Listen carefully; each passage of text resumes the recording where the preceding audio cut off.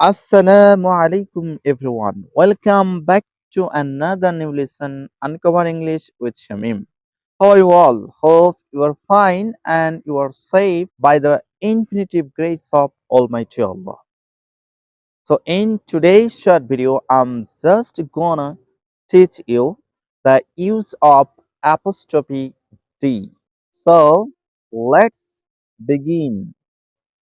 আজকে আমরা এই ভিডিওতে apostrophic D কি বললাম অ্যাপোস্ট্রফি ডি এর ব্যবহার নিয়ে আলোচনা করব।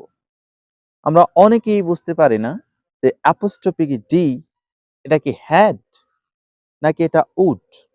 আজকে এই সমস্যার সমাধান করব ইনশাআল্লাহ। তো চলুন ভিডিওটি শুরু করা যাক। প্রথমেই দেখে নিই অ্যাপোস্ট্রফি ডি এর ব্যাখ্যাটি। অ্যাপোস্ট্রফি ডি এটা হ্যাডও হতে পারে এবং এটা উডও হতে পারে। কখন হ্যাড হবে কখন উড হবে এটাই আজকের ভিডিওর আলোচনার বিষয়। তো চলুন বিষয়টি ক্লিয়ার করা যাক। প্রথমে আমরা দেখে আসি একটা ছোট্ট টিপস বলে দেই, তারপরে আমরা একটি বাক্যের মাধ্যমে দেখব আসলে কখন এটা হ্যাড আর কখন এটা উড। যদি অ্যাপোস্ট্রফি ডি এর পরে যদি দেখেন ভি ওয়ান আই মিন ভার্বের বেস ফর্ম বা ১ নম্বর ফর্ম রয়েছে, তাহলে ধরে নেবেন এই অ্যাপোস্ট্রফি ডিটা এটা হচ্ছে উড। কি বললাম? উড। কখন? যখন এটা ভার্ব ওয়ান বা ভার্বের বেস ফর্ম থাকবে। কার পরে? অ্যাপোস্ট্রফি ডি এর পরে ভার্বের বেস ফর্ম থাকলে সেটা হবে উড। কিন্তু যদি অ্যাপোস্ট্রফি ডি এর পরে যদি দেখেন যে ভার্বের ৩ নাম্বার মানে ভি3 রয়েছে, I mean past participle form of the verb, তাহলে ধরে নেবেন এটা উড না, এটা হবে হ্যাড। তো চলুন দুইটি বাক্যের মাধ্যমে আমরা বিষয়টি আরো ক্লিয়ার করে নিই। তে চলুন প্রথম নাম্বার বাক্যটি কি? The very first one is that I apostrophe D go there. এখানে লক্ষ্য করুন অ্যাপোস্ট্রফি ডি এর পরে ভার্ব রয়েছে গো। আই অ্যাপোস্ট্রফিক ডি গো দেয়ার। তাহলে এই অ্যাপোস্ট্রফিক ডি এখানে কি?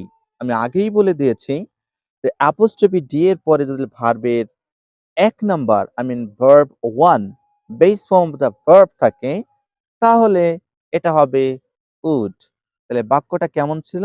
বাক্যটা যদি আমরা পরিপূর্ণভাবে বলি তাহলে হবে আই উড গো। আশা করি বিষয়টি বুঝেছেন। এবার আরেকটি বাক্য দেখা যায়। Let's move on to the sentence number 2। এই বাক্যটাকে আমরা যদি বলতাম আই অ্যাপোস্ট্রফি ডি গন দেয়ার। কি বললাম? আই অ্যাপোস্ট্রফি ডি গন দেয়ার। দেখুন এই বাক্যে অ্যাপোস্ট্রফি ডি এর পরে গো হয় নাই, কি হয়েছে? গন হয়েছে। সুতরাং এই বাক্যে অ্যাপোস্ট্রফি ডি এটা কিন্তু উড হবে না, এটা হবে কি? হ্যাড। তাহলে পরিপূর্ণ বাক্যটা যদি আমরা বলি তাহলে কি হবে? আই হ্যাড গন দেয়ার, যার সংক্ষিপ্ত রূপটি অ্যাপোস্ট্রফিক ডি দ্বারা বোঝানো হয়েছে। আশা করি আপনি অ্যাপোস্ট্রফি ডি এটা উড হবে না হ্যাড হবে একটা পরিষ্কার একটি ধারণা পেয়েছেন। তাহলে আপনাদের সুবিধার্থে আরেকটু আমি ক্লিয়ার করে বলতেছি।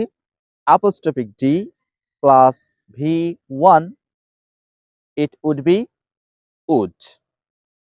Apostrophic d verb 3 it would be had.